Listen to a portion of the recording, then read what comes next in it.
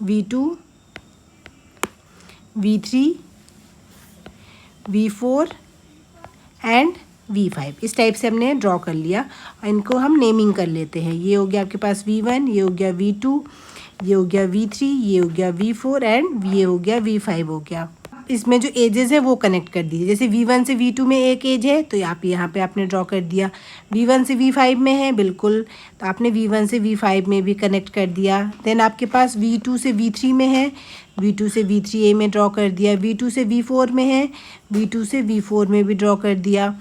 V3 से V4 में है, V3 से V4 में भी है, ड्रॉ कर दिया। V3 से V5 में है, V3 से V5 में भी ड्रॉ कर दिया। V4 से V5 में है, V4 से V5 में भी ड्रॉ कर दिया। तो इस तरीके से हमने देख रहा 1 2 3 4 5 6 7 आपके बन चुके हैं। अब आपको एडजेसेंसी और इंसिडेंस मैट्रिक्स दोनों ही बनाने हैं। तो हमने कल देखा एडजेसेंसी जो मैट्रिक्स बनता है वो वर्टेक्स बाय वर्टेक्स में बनता है।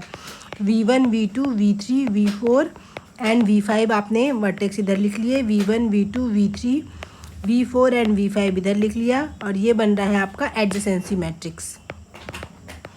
Adjacency matrix.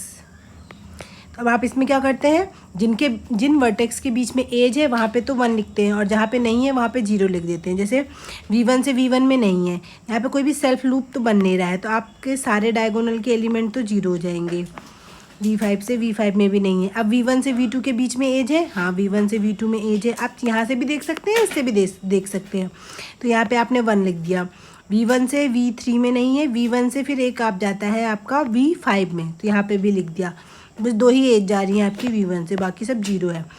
V2 से V1 के बीच में होगा ऑब्वियसली, V2 से V3 के बीच में, V2 से V3 के बीच में भी है, V2 से V4 के बीच में भी है और V5 में नहीं है। V3 से V1 के बीच में है तो V3 से V1 के बीच में नहीं है। V3 से V2 के बीच में है। V3 से, वैसे भी ये सिमेट्रिक मैट्रिक्स होता है, तो जो एलिमेंट यहाँ लिखते जा रहे हैं वो आप ऑलरेडी नीचे लिख सकते हैं। जैसे 0 1 0 0 1 0 1 0 0 1 आपने फिल कर लिया। 1 0 1 1 0 1 0 1 1 0। और अब ये तीसरा कॉलम आप कंप्लीट कर लीजिए। तो यहाँ पर आपको देखना है V3 से V4 के बीच में है, V3 से V4 के बीच में है, यहाँ भी लिखेंगे।